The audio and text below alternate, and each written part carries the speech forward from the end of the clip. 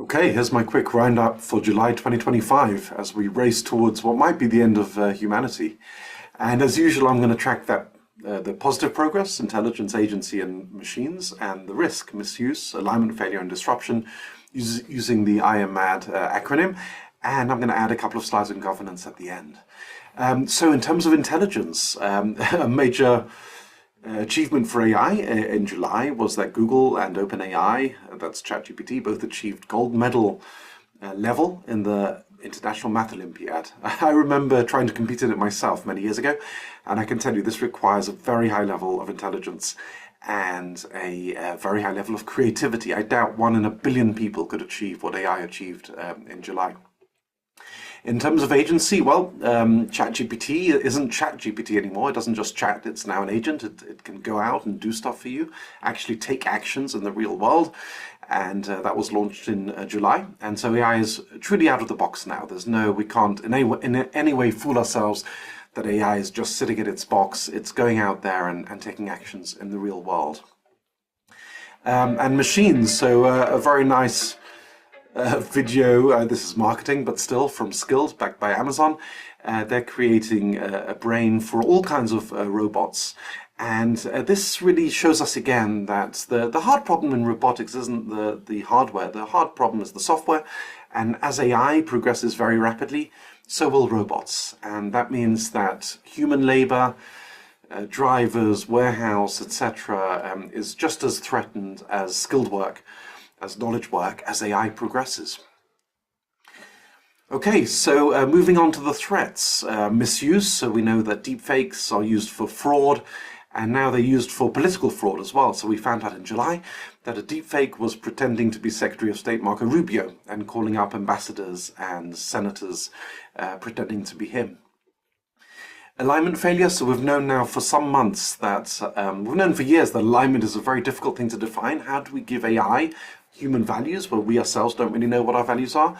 But we've also increasingly found out that alignment is a very delicate thing. Even if you get an AI to be kind of aligned and kind of have human values, a small tweak can break that very dramatically. We saw it, of course, with XAI Grok becoming a Nazi in certain situations. And there's research going on to try and create not just alignment, but some kind of robust alignment. I don't think we have a solution to this yet. So how about economic disruption? Well, we've seen a preview of things to come. We're seeing some very advanced AI researchers getting a $100 million signing bonus from Meta, Facebook, packages worth $250 million and up, whereas many other developers are starting to lose their jobs. I showed you last time how AI can write code better than most humans, and in some cases better than all humans. So we're going to see a lot more layoffs of developers who are going to be earning zero, while other people with very specialized skills are earning hundreds of millions of dollars. So we're going to a world of very, very extreme inequality unless we get our act together to address that. Okay, so how do we regulate all of this? So self-regulation, well, not so much. You can see based on the Future of Life Institute, they find that the very best frontier AI company, which is Anthropic or Claude, scored a C+. The worst ones are getting a failure. So no, we can't trust these companies to regulate themselves. How about the government? So we saw a step in the right direction by the EU with the Code of Practice. Some tentatively positive news that several of the top frontier AI labs have agreed to voluntarily comply with this. XAI has only volunteered partially. Facebook, Meta have not agreed at all. We saw a very positive initiative from the Chinese premier to create AI cooperation globally, which we're going to need given how disruptive and how dangerous AI is.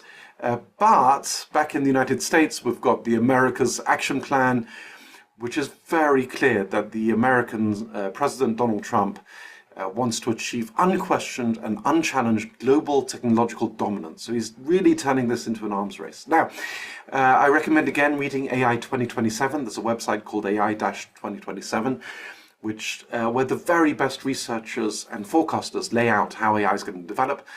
And they think that we're going to lose control of our world basically in 2027 or 2028. And only a very thoughtful slowdown and cooperation can possibly save us from extinction. But right now, there's no sign that just to point out again, 2027 and 2028 are both within the Trump administration's 4 years. And so the crunch time is likely to happen, we don't know for sure, but it's likely to happen before the end of the Trump presidency. And this attitude right here is very likely to lead to the extinction of the human race. Have a nice day.